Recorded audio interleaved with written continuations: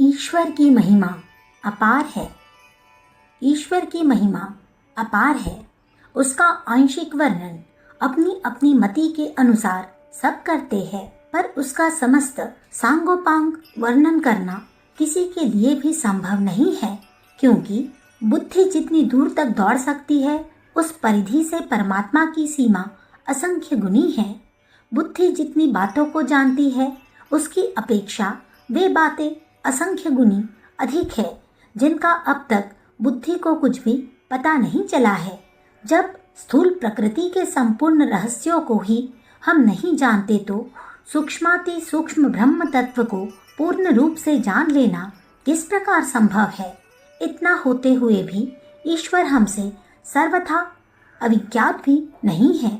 वह प्रत्येक स्थूल पदार्थ में व्यापक होने से हमारे अति निकट है, प्रत्येक रूप से सामने खड़ा है, यहाँ तक कि हमारे गुह्याति गुह्य मर्म स्थल अंतःकरण में समाया हुआ है। इस प्रकार वह निकट है। उसकी संज्ञा सर्वत्र प्रकाशित और प्रकट है, इसीलिए उसे अनुगण्यान महतो महीयान कहा गया है।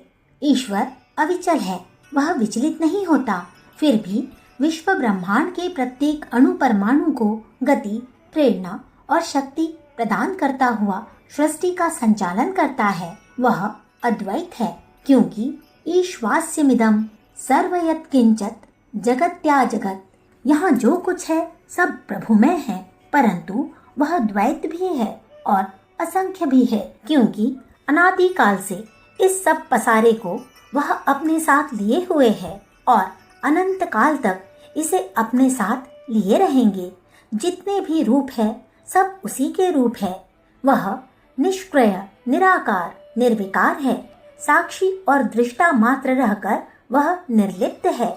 इतने पर भी सारी क्रियाएं उसी की है, समस्त साकार उसी के है। उसकी इच्छा ही प्राणियों की इच्छा है। विशुद्ध से विकारी बन जाना उसी की लीला है। वह अमर है, अजर है, अविनाशी है। वह न तो बदलता है और न घटता बढ़ता है, फिर भी प्रत्येक वस्तु की उत्पत्ति, वृद्धि, हीनता और मृत्यु का वही कारण है। वह हमें दिखाई नहीं देता, पर हम सबको देखता है। उसे हम भली प्रकार नहीं जानते, पर वह हमें आदि से अंत तक भली प्रकार जानता है। हम उसकी दयालुता और हित चिंतकता को नहीं जानते। थोड़ी सी अनिच्छित परिस्थिति सामने आ जाने पर कहते हैं कि ईश्वर हमसे रुष्ट है, हमारे ऊपर दैवी प्रकोप है। हम उसे कोसते हैं और अन्याय बताते हैं, पर वह जानता है कि हमारा वास्तविक हित किस बात में है। कई बार विपरीत परिस्थितियां ही हमारे सर्वोच्च हित में होती है। इसी बात को हम नहीं समझ पाते, पर वह जानता है। ईश्वर शक्ति का समुद्र है। जब हम उससे मिलते हैं तो शक्ति प्राप्त करते हैं। वह सत का केंद्र है। उसकी समीपता से हमारा सतोगुण बढ़ता है। वह चित है। उसकी आराधना से हम में चैतन्यता, स्फूर्ति, क्रियाकुशलता आती है। वह आनंद का स्रोत है। जब हम उसका ध्यान करते हैं, उपासना में निमग्न होते हैं, तो आनंद का पारावार नहीं रहता। आत्मानंद की उपलब्धि ही जीवन का लक्ष्य है।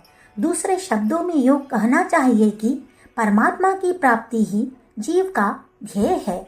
जो ईश्वर के मार्ग पर चलता है, वह सत्यपथगामी, बुद्धिमान और सूक्ष्मदर्शी कहा जा सकता है। हमें प्रभु प्राप्ति का प्रयत्न करना चाहिए, क्योंकि वही एकमात्र प्राप्त करने योग्य है। हमें भगवत चिंतन में निमग्न रहना चाहिए, क्योंकि वही वह दुर्ग है जिसमें प्रवेश करने पर विषय विकारों के, पाप तापों के विषैले बाणों से रक्षा हो सकती है। भव बंधन को तारने के लिए प्रभु का स्मरण ही नौका है। आत्म कल्याण का आत्मलाभ, सर्वोपरि स्वार्थ साधन केवल प्रभु चरणों की शरणागति से ही हो सकता है। इसलिए हम ईश्वर का चिंतन करें, मनन करें, ध्यान करें, गुणगान करें और उसे अपना जीवन सहचर बनावे, यही उचित है। अखंड ज्योति, फरवरी सन 1950, पृष्ठ संख्या 21, 22। हमारे YouTube चैनल विचार क्रांति दूत अखंड ज्योति पत्रिका को सब्सक्राइब करें एवं अगली वीडियोस प्राप्त करने के लिए बेल आइकन दबाएं। धन्यवाद।